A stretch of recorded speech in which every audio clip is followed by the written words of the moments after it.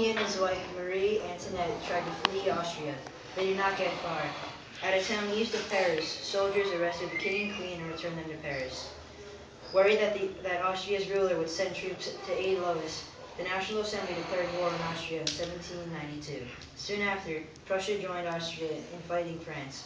The war did not go well for France. Angry about France's defeats, radicals, or people wanting far-reaching changes, took over Paris and helped set up a new government called the National Convention.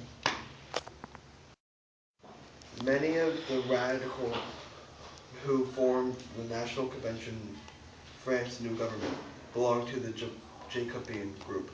This was a large network of political groups in France. They were called Jacobeans because they held meetings at a Jacobean monastery in Paris.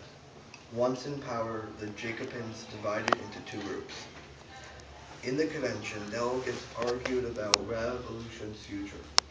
One group of the Jacobins was the Girondins, who came from the Gironde, a region in the southwest of France. The Girondins believed that the revolution had gone far enough. They wanted to protect the interests of the middle class. Across the Aisle was the group of the Jacobins that favored more changes. Its members were known as mountains because they sat high on benches as the rear of the hall.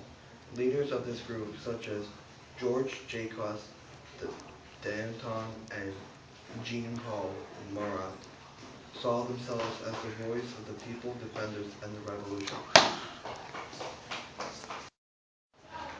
Thank you for listening. Stay tuned for part 2.